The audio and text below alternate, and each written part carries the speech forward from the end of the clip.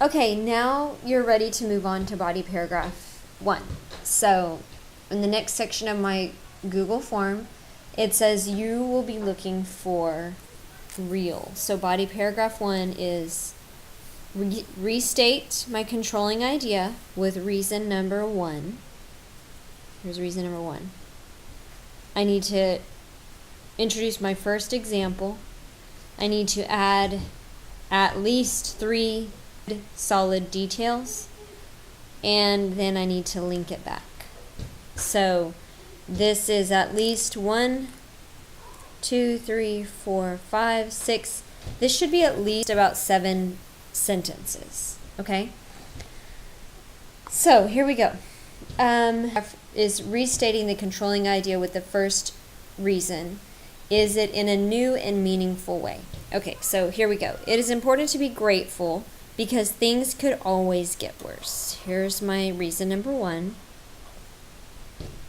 Now, I'm going to take my yellow highlighter and I'm going to highlight this. This is my reason number 1. Restate my controlling idea with reason number 1. So this should have a connection here. Okay? Yes, it has a connection, but look. Instead, we should be grateful because things can always get worse and we will be less stressed. It is important to be grateful because things could always get worse. Now, is this a newful way to restate that? I think this is kind of repetitive. So what I'm going to do is I'm going to think about this. It is important to be grateful because things could always get worse. What I'm going to say is it is important to be... I've already used grateful a lot. I'm going to say it is important to be thankful for everything because things could always get worse. I want to try to avoid using that word, things. It is important to be thankful for everything because you never know when life will throw you a curveball. Okay? So that means that's figurative language, and then it means when you never know when something you don't expect is going to come your way. Okay? So now I feel like I have restated that in a new and meaningful way. Saying the same thing in a different way. So is there an example in the first paragraph? So I'm going to take my green. To explain, take a young boy named Stephen from the novel Drums, Girls, and Dangerous Pie. This is where I introduce my example. So it's going to be Stephen from Drums, Girls, and Dangerous Pie. So on number 16 it says, where does first example come from? I'm going to label this as literature. And then I'm going to answer it in Google Forms. Now it says, did you add details to the example to show how it relates to gratitude and proves your reason? So does this prove my reason that we should be thankful because we never know when things are going to get worse? Let's see. First, the novel starts out with Stephen writing in his English journal about the most annoying thing in the world, his little brother, Jeffrey. So I'm going to highlight that in orange because that's my first detail. So now we see that he's writing about his little brother Jeffrey and how Jeffrey is annoying. So this is leading up to how I'm gonna incorporate this.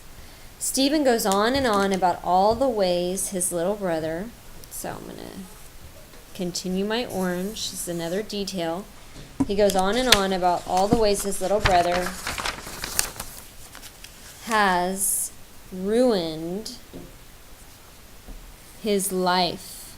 But little does he know that as he is destroying his younger sibling on paper, cancer cells are lurking in his blood about to be discovered. Okay, so now we're getting to where this is where life is going to throw him a curveball. If only Stephen was grateful for his little brother. Those are my details. So I'm going to stop there.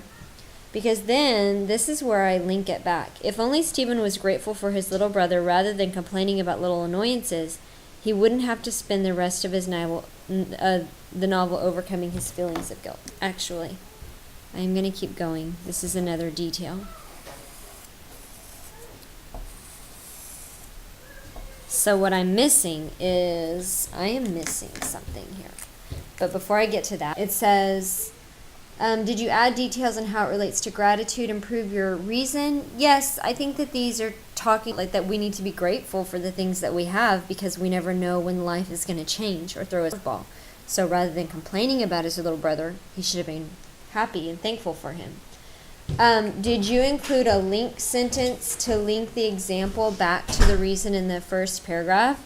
No, I didn't. Add a link sentence that brings it back to life throwing me a curveball. So I'm going to do that right now. So let me go back and read. It is important to be thankful for everything, because you never know life will throw you a curveball. So I'm going to say something. Let me think about this. So I'm going to say Stephen should have seen his little brother as a blessing, because sometimes we don't appreciate what we have, and we are in danger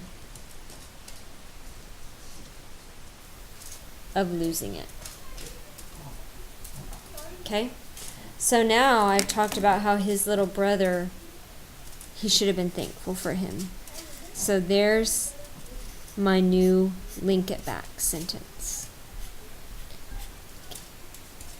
So now I can say, yes, I added my link it back sentence. Now there's a couple of things I'm going to do here. It says, go back and find two sophisticated sentences in this paragraph. So I'm going to say,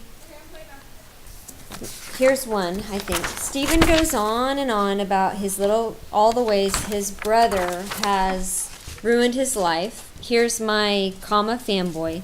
But little does he know that as he is destroying his younger sibling on paper, cancer cells are lurking in his.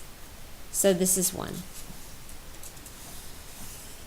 Because this is, my pattern is IC, fanboys, whoops, not a comma, IC, and then I have a concluding element. Here's my concluding element. Cancer cells are lurking in his blood. Okay. Now, actually, I'm wrong here. This is IC, fanboys.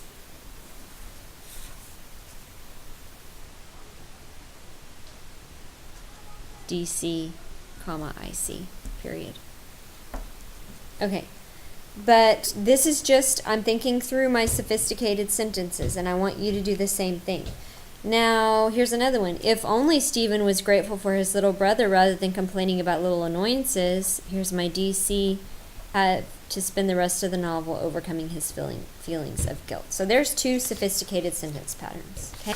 Another one is here when I say the novel starts out with Stephen writing in his English journal about the most annoying thing in the world, and then I use a colon because I'm about to introduce his little brother Jeffrey. Next, it says, go back and circle 4 strong and specific vocabulary words in this paragraph. Let me think about this. There is one thing I want to go back to in the introduction that I think I could use a good vocabulary word, where I said constantly comparing ourselves to others can cause our spark of happiness to go out. I'm going to replace that.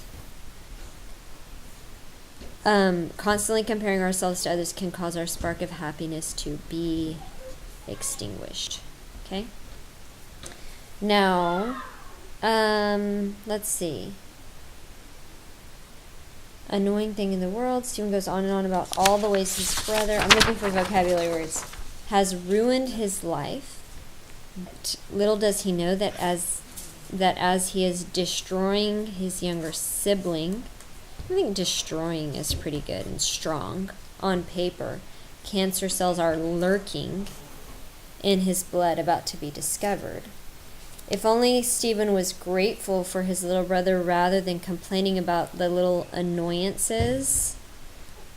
So I think there's 4 good vocabulary words. Okay. And now put a box around the vivid imagery. I think this, cancer cells are lurking in his blood. That makes me see cancer as a villain, lurking to be before it's discovered. Okay, so now I have gone through, I've colored up and made some changes, some small changes to my first body paragraph. There is one thing I keep saying, little brother.